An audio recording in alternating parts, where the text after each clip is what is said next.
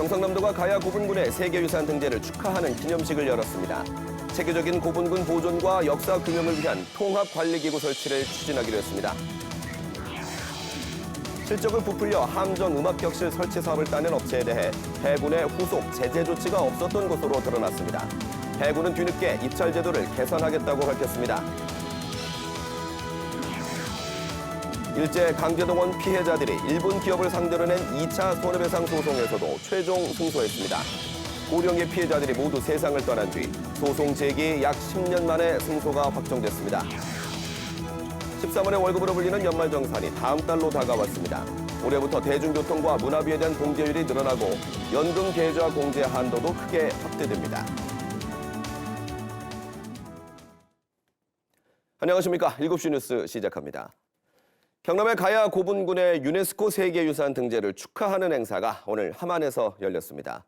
경상남도와 각 자치단체는 가야 문화를 바탕으로 세계적인 역사 문화 도시로의 도약을 꿈꾸고 있습니다. 먼저 송현준 기자입니다. 기원 전후부터 6세기까지 한반도 남부권에 자리 잡았던 고대 국가 가야. 국내 가야 유적 2,500여 건 가운데 3분의 2가 경남에 있습니다. 하지만 부족한 역사 기록으로 아직 인지도가 낮은 게 현실입니다. 삼국과 함께 500년 같이 공존했었던 나라가 가야입니다. 그런데 이 가야에 대해서 많이 알지 못하고 기록이 없다 보니까 저희가 가야에 대해서 사람들이 많이 모르고 있는데 경남을 넘어 이제 세계인의 유산이 된 가야 문화. 경상남도는 세계유산 등재를 계기로 가야 문화유산의 중심지로 우뚝 선다는 포부입니다. 먼저 가야 유적을 체계적으로 연구하고 복원할 전담기구를 유치할 방침입니다. 또 경남 곳곳에 남은 가야 문화 유적을 활용해 다양한 문화공원을 조성하고 김해와 함안, 고성, 합천, 창녕을 묶어 가야 문화권 관광 상품도 개발합니다.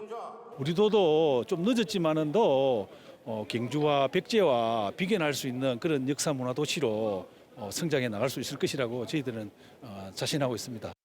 경남 가야 고분군을 세계적으로 알리기 위해 대표 축제도 개발해 해외 교류 사업도 추진합니다.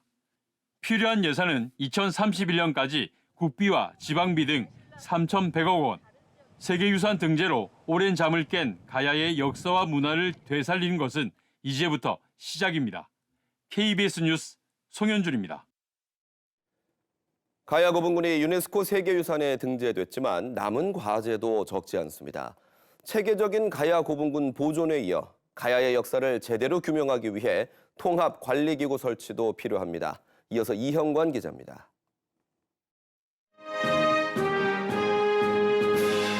여기 가야의 옛터 역사를 자랑하는 곳.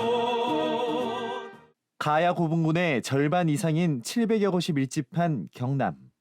경남은 세계 유산이 된 가야 문화의 중심이었습니다. 남은 과제는 체계적인 보존입니다. 유네스코는 가야 고분군이 있는 민간 소유 땅을 확보해 안정적 보존을 주문하는 한편 통합관리기구가 필요하다고 말했습니다. 통합해서 전담할 수 있는 기구가 생긴다면 체계적으로 조사 연구 계획을 수립할 수 있고 또 예산이라든지 이런 부분에서 아주 신속하고 잊혀진 제국 가야의 역사를 되살리기 위한 노력도 필요합니다. 현재 문화재청에는 고구려와 신라, 백제 전담기구가 있지만 가야 문화권 전담기구는 없습니다. 삼국에서 아주 중요한 정치 국가였다 이런 것들이 알려지면서 이걸 체계적으로 조사 연구하고 복원할 수 있는 전담기구가 설립될 필요가 있다. 가야 역사에 대한 고고학적 발굴과 연구 조사도 시급합니다. 경남의 가야 문화재 1,670여 건 가운데 국가나 도에서 지정한 문화재는 91건에 불과합니다. 나머지는 법이나 조례로 인정받지 못한 비지정 문화재입니다. 비지정 문화재를 국가지정 문화재나 도지정 문화재로 승격시켜서 안정적인 재원을 바탕으로 계속 지원해서 보존 관리할 필요가 있습니다.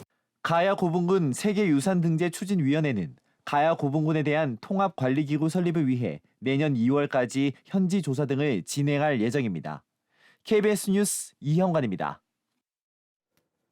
국회가 오늘 내년도 예산안을 처리한 가운데 경상남도는 내년도 국비 예산으로 올해보다 8% 증가한 9조 4천억 원을 확보했습니다. 분야별로는 보건복지 예산이 4조 5천억 원으로 전체 국비 예산 절반 이상을 차지했습니다.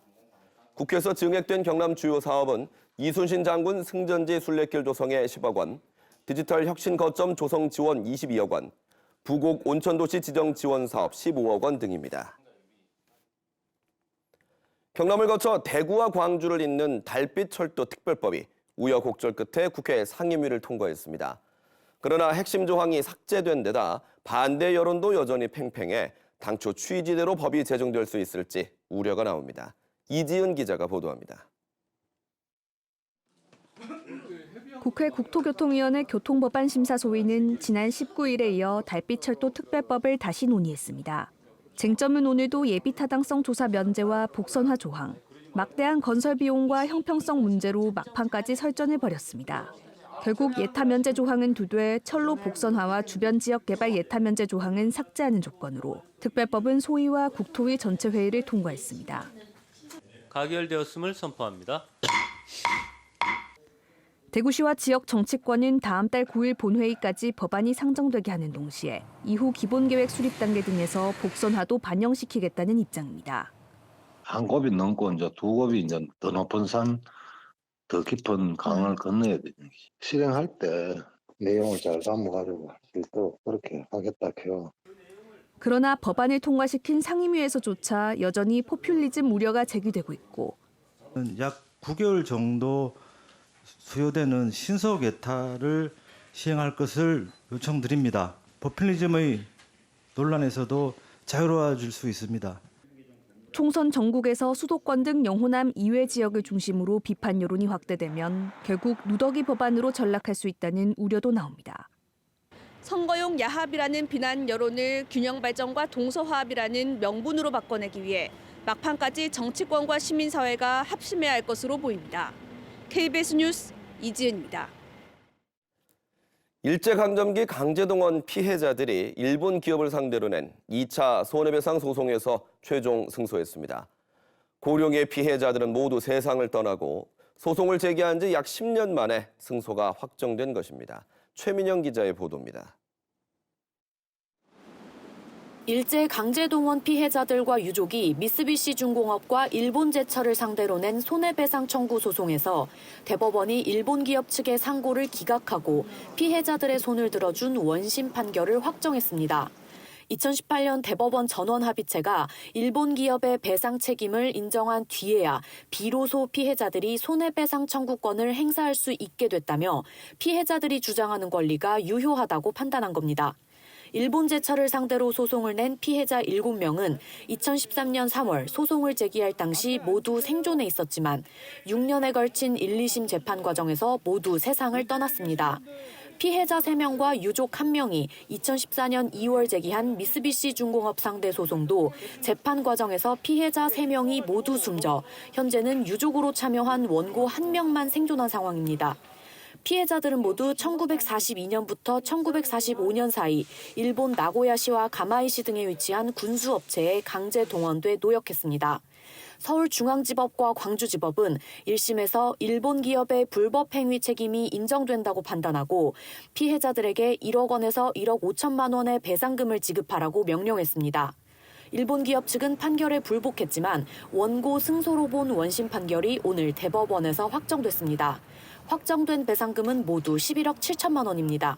대법원은 앞서 2018년 이번 소송과 비슷한 다른 강제동원 소송에서도 1965년 한일 청구권 협정으로 양국 간 피해 배상과 보상이 일부 이루어졌더라도 개인의 손해배상 청구권은 사라지지 않는다고 판결했습니다. 하지만 일본 기업 측은 손해배상금 지급을 거부하고 있습니다. 올해 들어선 정부가 한국 정부와 기업이 대신 판결금을 지급하는 제3자 변제안을 해법으로 내놨지만 양금덕 할머니를 비롯한 일부 피해자들은 배상금 수령을 거부하고 있습니다. KBS 뉴스 최민영입니다. 일본 정부가 한국 대법원의 일제강제동원 관련 판결에 대해 극히 유감스럽고 결코 받아들일 수 없다고 밝혔습니다. 일본 정부 대변인인 하야시 요시마사 관방장관은 이번 판결은 한일 청구권 협정에 명백히 반하는 것이고 한국 정부가 대응해 갈 것으로 생각한다며 이같이 말했습니다. 법원이 부산 형제복지원 사건 피해자들에 대한 국가의 배상 책임을 처음으로 인정했습니다. 서울중앙지법은 오늘 형제복지원 사건 피해자 26명이 국가를 상대로 낸 손해배상 소송에서 피고는 원고에게 수용기간 1년당 8천만 원을 지급하라고 판결했습니다. 1인당 손해배상금은 8천만 원에서 최대 11억 2천만 원으로 총 청구 금액 203억여 원 가운데 70%가 넘는 145억 8천만 원이 인정됐습니다. 원자력 발전소에 인접해 있지만 아무런 지원을 받지 못하는 곳이 있습니다. 경남 양산을 비롯해 전국에 20여 곳인데요. 이들 지역이 추진한 원자력 안전 교부세 신설 요구가 국회 상임위를 통과했습니다. 다만 교부세 신설이 아닌 데다 경남 양산 등 일부 지역은 제외될 가능성도 있습니다. 김영록 기자가 취재했습니다. 세울 원전 등에 인접한 울산 중구. 방사선 비상계획구역에 포함돼 방제 방호 계획을 짜고 각종 훈련도 해야 합니다. 하지만 원전 소재지인 울주군과 달리 별다른 예산을 지원받지 못했습니다. 비싸고 좀 고가니까 예산이 부족하니까 실제적으로는 뭐 이렇게 공간은 마련됐지만은 이런 뭐 기술적인 부분 있잖아요. 장비 이런 부분이 없기 때문에 원전 인근 기초자치단체 23곳이 행정협의회까지 만들어 원자력 안전교부세를 신설해달라고 나선 이유입니다. 관련 법안이 국회에서 발의된 지 3년 6개월 만에 상임위를 통과했습니다. 최근 국회 행정안전위원회 전체 회의에서 울산시 등 시도에 지원하는 지역자원시설세 중 20% 이하 범위에서 기초자치단체에 배분하는 내용의 지방재정법 개정안이 일결된 겁니다. 다만 국회가 교부세 신설 대신 지역자원시설세 일부를 떼어주는 방식으로 방향을 바꾸면서 절반의 성공이라는 지적이 나옵니다. 애초 교부세 신설에 따른 자치단체별 혜택은 연 100억 원가량으로 추산됐지만 개정안에 따르면 울산 지역 4개 구에는 각각 10억 원가량 지원될 것으로 보입니다. 경남 양산 등 비상계획구역에 있지만 원전이 위치하지 않은 시도 일부 지역은 지원에서 제외될 가능성도 있습니다. 동맹협의회 소속 단체장님과 협의를 잘해서 23개 지자체 모든 주민들이 혜택을 받을 수 있는 방안을 마련할 수 있도록 최선의 노력을 다하겠습니다.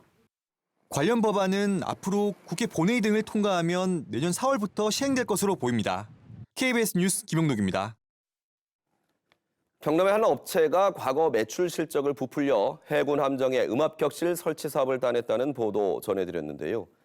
해군은 해당 업체가 가짜 세금 계산서로 입찰에 참여한 사실을 확인했지만 형사 고발 등은 하지 않고 있습니다. 다만 제도 개선을 약속했습니다. 보도에 최진석 기자입니다. 광개토 대양왕과 충무공 이순신함의 음압격실 설치 공사를 낙찰받은 업체입니다. 이 업체는 2년 전 국내 공항과 대형 병원 등에 음압격실을 설치했다며 3차례에 걸쳐 29억 원대 세금 계산서를 발급받았습니다. 모두 지난해 6월 해군 함정에 음압격실 입찰 공고를 앞두고 이뤄진 겁니다. 해당 업체는 문제가 된 입찰에서 이 세금 계산서를 제출했고 가장 높은 점수를 받았습니다. 하지만 같은 날 세금 계산서를 취소하는 방식으로 실적을 부풀렸다는 건 올해 초 경쟁업체가 해군을 상대로 제기한 소송에서 드러났습니다. 해군은 업체의 개인정보인 세금 계산서를 세무서로부터 받을 수 있는 권한이 없었다고 해명했습니다. 해당 업체는 지난달 20억 원대 또 다른 구축함 음압격실 설치 사업에서 가장 높은 점수를 받아 우선 협상 대상자로 선정됐습니다. 해군이 소송 과정에서 확인한 가짜 세금 계산서를 다른 목적에 활용할 수 없다는 이유로 해당 업체를 부정당 업체로 지정하거나 형사고발하지 않은 탓입니다. 어떤 경로든 인지했으면 당연히 범죄가 있는 경우에는 형사고발을 해야 되고 또 허위 자료를 제출한 게 확인된다면 부정당업자로 제재 처분하는 것이 맞다고 생각합니다. KBS 취재가 시작되자 해군은 해당 업체의 우선 협상 대상자 지위를 취소하고 업체 측에 허위 경력에 대한 소명자료 제출을 요구하기로 했습니다. 또 앞으로 입찰 참가 업체를 대상으로 전자세금 계산서 수정 사실을 해군이 추가 확인할 수 있도록 해 입찰 부정행위를 막겠다고 해군은 밝혔습니다. KBS 뉴스 최진석입니다. 13원의 월급으로 불리는 연말정산이 다음 달로 다가왔습니다. 이번 연말정산에는 대중교통비와 문화비, 전통시장 이용객에 대한 공제율이 늘어나고 연금 계좌의 공제 한도도 크게 확대됩니다. 이승훈 기자가 정리했습니다. 이번 연말정산에서 눈에 띄는 건 우선 버스나 지하철 같은 대중교통에 대한 소득공제입니다. 기존에는 신용카드로 결제한 이용금액의 40%만 소득공제를 해줬는데 이를 2배로 늘려 80%까지 소득에서 빼줍니다. 작년 하반기에만 한시적으로 적용된 혜택을 올해는 전체로 확대한 겁니다. 책을 사거나 공연을 보는 데 쓴 문화비와 전통시장 사용액에 대한 공제율도 4월 이후로는 각각 40%와 50%로 기존보다 10%포인트씩 상향합니다. 특히 7월 이후부터는 영화 관람료도 문화비로 공제받을 수 있습니다. 단 문화비 공제는 총 급여가 7천만 원 이하인 경우만 해당됩니다. 연금 계좌에 대한 공제 한도도 연령에 관계없이 기존 400만 원에서 600만 원으로 확대합니다. 내야 할 세금에서 덜어주는 세액공제 항목에는 수능 응시료와 대학 입학 전형료가 새로 포함됐습니다. 15%를 교육비로 공제받을 수 있습니다. 또 자녀 세액공제 대상에 손자, 손녀도 포함돼 조부모가 공제를 받을 수 있게 됐습니다.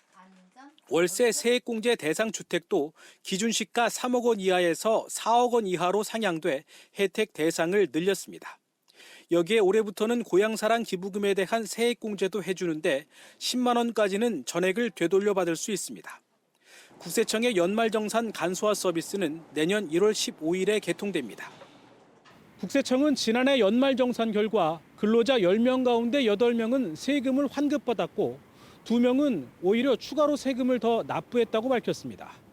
KBS 뉴스 이승훈입니다. 고금리로 큰 이익을 거둔 은행들이 그 일부를 자영업자, 소상공인들에게 나누는 상생금융안을 마련했습니다. 4% 넘는 금리로 꼬박꼬박 이자를 내온 187만 명 중 경남의 자영업자, 소상공인도 일부 혜택을 볼 것으로 전망됩니다. 박예원 기자가 보도합니다. 은행연합회는 오늘 20개 은행장과 금융위원장, 금융감독원장 등이 참석한 간담회에서 은행권 민생금융 지원 방안을 발표했습니다. 전체 지원액은 2조 원으로 은행권 상생금융 활동으로 역대 최대 규모입니다. 사실상 저희가 생각할 때 은행이 할 수 있는 거의 최대한을 다 지원을 해낸 게 아닌가 하는 게 저희의 평가하고 생각입니다. 핵심은 은행권이 공통으로 시행하는 소상공인 자영업자 이자 환급 프로그램입니다. 개인 사업자 대출을 보유한 차주라면 지난 1년 동안 낸 금리 4% 초과 이자 납부액의 90%를 은행이 계좌로 돌려줍니다. 차주당 한도는 300만 원입니다. 은행권 전체로 보면 187만 명에게 1조 6천억 원이 돌아갈 것으로 예상됩니다. 1인당 평균 환급액은 85만 원입니다. 은행연합회는 다만 지원 금액 한도나 환급하는 비율은 은행별로 여건이 다른 만큼 자율적으로 조정할 수 있다고 밝혔습니다. 각 은행은 다음 달 중순까지 집행 계획을 세운 뒤 내년 2월부터 이자 환급을 시작할 예정입니다. 이런 공통 프로그램 외에 4천억 원 규모의 은행별 자율 프로그램도 마련됩니다. 확정되지 않았지만 서민금융진흥원 출연이나 자영업자 전기료, 임대료 지원 등이 예로 제시됐습니다. 은행연합회와 금융당국은 이자 환급의 경우 별도의 신청 절차 없이 각 은행에서 자체적으로 대상을 선정해 지원금을 넣어주게 된다고 밝혔습니다. 신청을 유도하면서 개인정보를 빼가거나 추가로 대출을 권유하는 경우 전화금융 사기입니다. KBS 뉴스 박예원입니다. 지난달 정부가 발표한 통신비 인하 대책, 통신사의 정책 변경으로 이어지지 않는다는 지적이 있었는데요. 정부가 추가 조치를 내놨습니다. KT와 LG U+ 이용자도 최신 단말기로 LTE 요금제에 가입할 수 있게 됐습니다. 다만 3만 원대 5G 요금제 출시는 해를 넘기게 됐습니다. 황정호 기자가 보도합니다. 이달 초 출시된 80만 원대 중저가 스마트폰입니다. 매달 2,000원씩 내고 2년 정도 사용하다 반납하면 단말기 가격의 절반을 돌려받습니다. 가격도 가격인데 일단 성능도 좀 좋게 나온 것 같고 용량도 256기가 이상으로 나왔고. 이보다 싼 40만 원대 스마트폰이 나오기도 했는데 내년에는 이런 중저가 스마트폰이 최대 4종류 더 출시될 예정입니다. 5G 폰은 5G 요금제만 가입할 수 있도록 한 제한도 모두 풀렸습니다. SK텔레콤에 이어 KT와 LG U+는 요금제 가입 제한을 해제하기로 했습니다. 전산 방식의 차이가 있어 KT는 곧바로, LG U+는 내년 1월부터 가능합니다. 지금까진 요금제 가입 제한으로 최신 폰 구매 시 비싼 5G 요금제만 쓸 수 있어 소비자의 선택권을 침해한다는 지적이 꾸준히 제기돼 왔습니다. 다만 정부가 발표한 핵심 대책 중 하나인 5G 요금제 최저 구간을 3만 원대로 낮추는 방안은 여전히 통신사와 협의 중입니다. 과학기술정보통신부는 내년 초 출시가 목표라고 밝혔습니다. 소비자가 느끼는 속도나 이런 쪽은 큰 차이가 없지 않습니까? 그래서 저희가 요금 인하에 대해서 주장을 하는 거고. 내년 3월 말부터 개통 때 1년 약정을 선택한 가입자에게 추가로 1년 약정 연장을 예약할 수 있는 선택 약정 25% 요금 할인 사전 예약제도 도입하기로 했습니다. 또 내년 2월부터 재난으로 주거지가 심각하게 파손됐다면 인터넷과 유선전화, TV 서비스를 위약금 없이 해지할 수 있는 방안도 마련됐습니다. KBS 뉴스 황정호입니다. 한파가 이어지면서 시설 농가들의 걱정이 커지고 있습니다. 최근 3년 사이 면세 등유 가격마저 폭등해 난방비 부담이 커질 전망입니다. 보도에 김예은 기자입니다. 9년째 딸기 농사를 짓고 있는 30대 청년 농부 송두영 씨. 시설하우스 안 온풍기를 켜고 보온 커튼까지 덮습니다. 딸기 재배를 위해서는 시설하우스 온도를 영상 8도 정도로 유지해야 하는데 연이은 한파에 요즘은 밤낮으로 난방을 돌리고 있습니다. 면세유 값이 많이 올라가다 보니까 농가에서는 경영비가 상승되는 부분이지 않습니까? 그래서 그 부분이 농가 입장에서는 가장 큰 걱정입니다. 네. 원예 농장도 사정은 마찬가지입니다. 이 농장은 하우스 내부를 적정 온도보다 10도 이상 낮춰 12도 안팎으로 유지하고 있습니다. 최근 3년 사이 대전에서 난방에 쓰이는 면세 등유 가격이 70% 넘게 오른 탓입니다. 정부가 농가의 난방비를 최대 70% 이상 덜어주는 고효율 난방시설 설치비를 일부 지원하고 있지만 농가 부담도 수천만 원에 달해 선뜻 설치하기는 어려운 상황입니다. 난방기를 바꾼다던가 아니면 전기로 하면 조금 싸다고 하는데 그 시설 투자비도 만만치 않으니까 저희 농가로서는 투자하기가 어려운 거죠. 한파 속 난방비에 이어 인건비와 비료값까지 치솟는 삼중고에 농가들의 시름이 깊어지고 있습니다.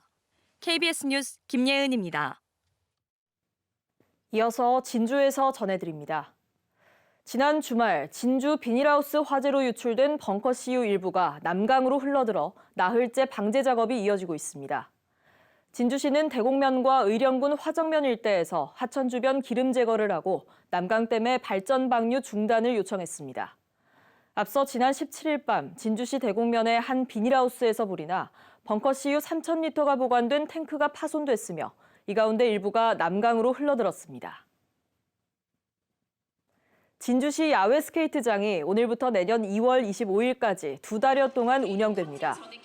진주체육관 광장에 마련된 야외 스케이트장은 오전 10시부터 저녁 8시까지 하루 7차례에 걸쳐 운영되며 올해는 시설 전체에 지붕을 설치해 환경을 개선했습니다. 남해군이 새 청사와 의회 등 2개 동으로 구성된 신청사 건립 계획을 확정했습니다. 남해군은 당초 건물 4개로 구성된 새 청사를 지을 예정이었지만 공사비를 아끼고 효율성을 높이기 위해 건물을 2개로 줄였다고 설명했습니다.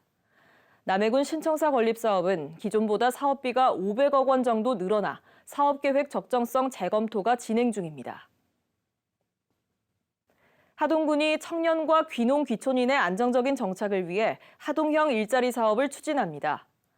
하동군은 취약계층뿐만 아니라 청년과 귀농 귀촌인에게도 가점을 줘 내년도 하동형 일자리 사업에 모두 100명을 채용할 계획입니다. 또 청년 우선 공공일자리 200여 개를 선정하고 청년 대상 일자리 교육을 진행하기로 했습니다. 지금까지 진주에서 전해드렸습니다. 내년 4월 10일에 치러질 22대 국회의원 선거 예비 후보자들을 소개합니다. 창원시 진해구입니다. 더불어민주당 김종길 예비 후보입니다. 민주당 진해구 지역위원장과 중소기업 기술혁신협회 상근 부회장을 지냈습니다. 국민의힘 김하용 예비 후보입니다. 11대 경남도의회 의장과 1, 2대 창원시 의원을 역임했습니다. 다음은 거제시입니다. 더불어민주당 변광용 예비후보입니다. 민주당 중앙당 정책위원회 부의장을 맡고 있고 거제시장을 지냈습니다. 지금까지 창원시 진해구와 거제시 예비후보자였습니다. 경남 주말엔 문화. 오늘은 경남 도민의 집에서 열리고 있는 김영원 조각가의 특별전입니다. 서울 광화문 광장에 세종대왕을 만든 대한민국 구상조각계의 거장이 고향 경남에 전하는 메시지. 진정은 기자가 소개합니다. 2009년 한글날부터 서울 광화문 광장을 지켜온 세종대왕 동상입니다.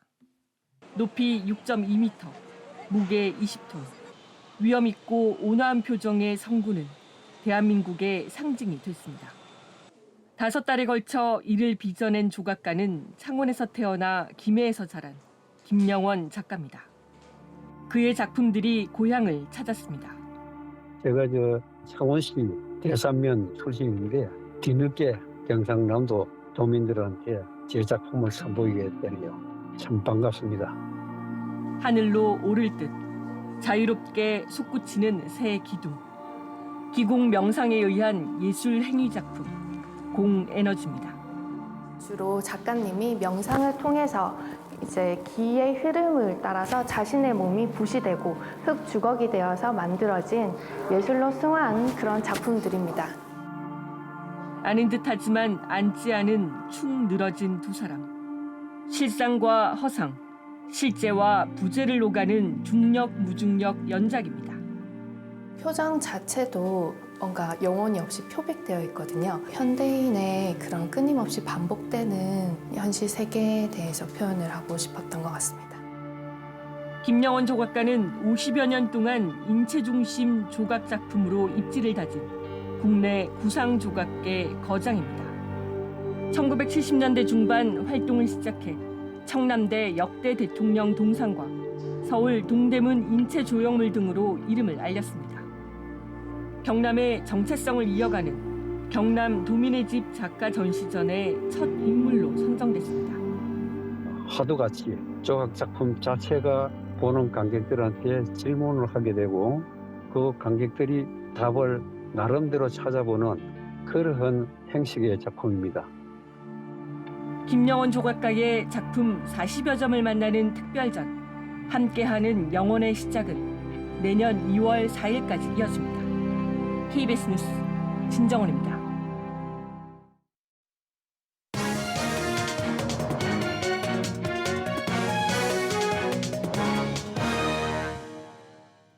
정부나 민간업체에서 대규모 개발 사업을 진행하기 위해서는 개발이 환경에 미치는 영향을 미리 조사하고 예측하는 환경영향평가가 필수입니다.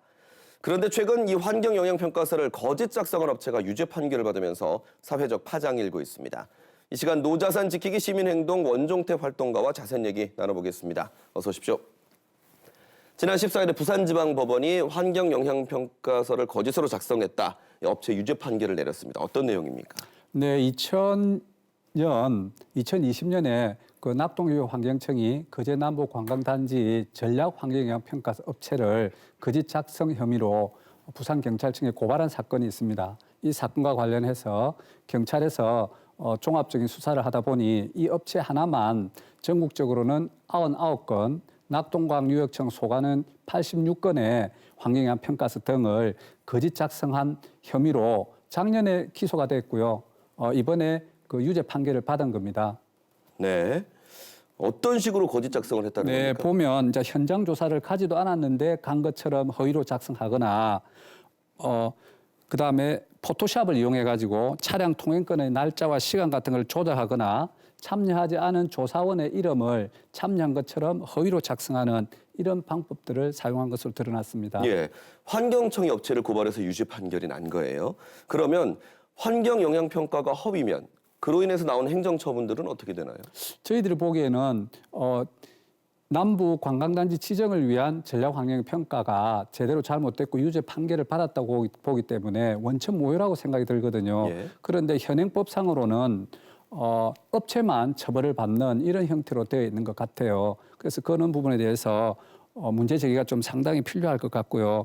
전략환경평가를 보면 개발할 수 없는 생태 자연도 1등급지가 1%대밖에 안 된다고 나와 있어요. 그렇지만 이후에 국립생태원의 조사 결과 1등급지가 40%나 넘었고요. 그 전략환경 평가서에는 멸종위종인 대형날이라든지 팔색조라든지 거제외주 달팽이, 수달 같은 게 없다고 되어 있었거든요. 예. 그런데 이런 것들을 비롯해서 50여 종의 법정 보호종이 있는 것으로 드러났습니다. 이 명백하게 잘못된 환경영향 평가로 인해 가지고 이후 절차가 진행되는 것은 상당히 문제가 있다고 생각합니다. 예. 근데 문제는 이 환경영향평가서의 거짓 작성이 처음이 아니라는 건데 어떻게 해야 되겠습니까? 네, 이 업체가 부산의 대저대교 환경영향평가 거짓 작성으로 이미 벌금 500만 원을 선고받은 적이 있거든요. 동종 범죄 전력이 있고 거짓 작성이 무려 160건이나 되는데도 불구하고 전체적인 벌금 액수는 2천만 원에 불과합니다. 이런 2천만 원 적은 벌금으로 모든 불법을 매듭짓는다는 것은 문제가 있다고 보고요. 불법으로 인한 막대한 이득을 챙기더라도 벌금 몇 푼만 내면 된다. 이런 것들이 좀 통념화될지 않을까 상당히 걱정이고요. 이번에 한 업체에서만 이 정도가 드러났지만 저희들이 보기에는 빙산의 일각이라고밖에 볼 수 없다고 생각이 들어요. 구체적으로 환경부가 1년에 6천 건 이상의 환경영향 평가서를 검토를 하거든요. 예. 그런데 업체는 57개밖에 안 돼요. 생태 조사하는 업체는. 그래서 원천적으로 좀 부족하다는 생각이 들고, 다음으로 환경부가 동의해준 평가서들이 무작위로 이렇게 거짓부실 판정이 난 거는 검토기관, 협의기관들이 제대로 잘 못한 직무유기가 상당하다. 이렇게 이제 판시도 되어 있습니다. 예. 그래서 객관적인 조사와 평가를 할 수 있는 비용 공탁제라든지 국가 책임 하에 환경영향 평가서는 검토되고 작성돼야 된다. 이렇게 저희들은 판단하고 있습니다. 예, 한번 망가진 자연은 되돌리기 어려운 만큼 좀 제도적 보완이 필요해 보이네요. 네, 말씀 잘 들었습니다. 감사합니다.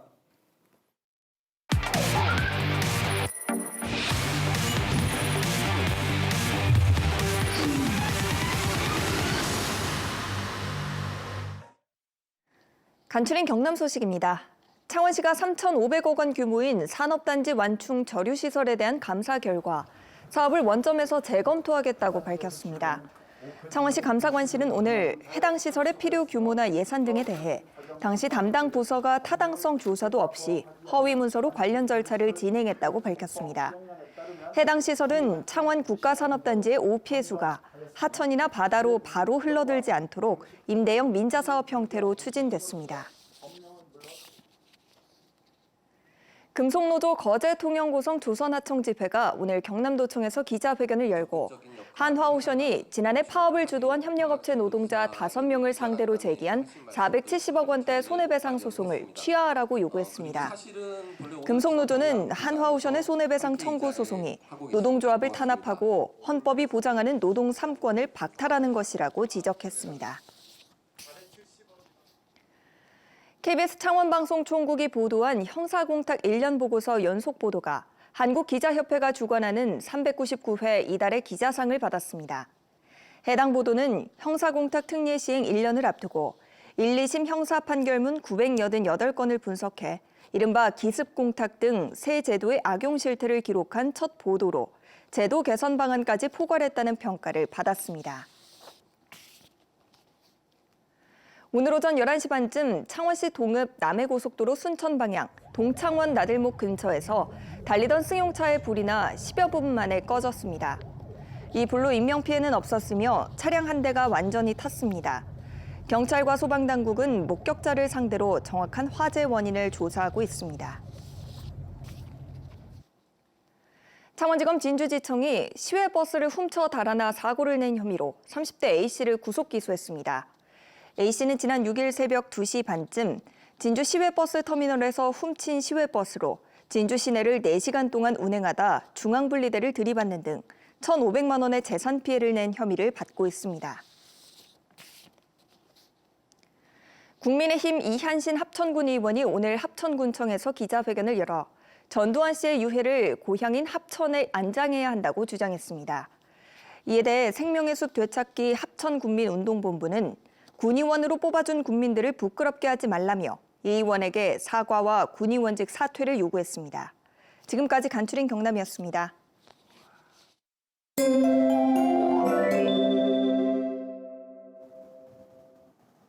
북극 한기가 남하하면서 최강 한파가 이어지고 있습니다. 내일도 맹추위는 계속되겠는데요. 내일 창원의 아침 기온은 영하 8도로 체감 온도는 영하 15도까지 뚝 떨어지겠습니다. 한낮에도 기온이 크게 오르지 못해 0도에 그치겠습니다. 매서운 추위가 이어지면서 서부 내륙을 중심으로는 한파주의보가 발효 중인데요.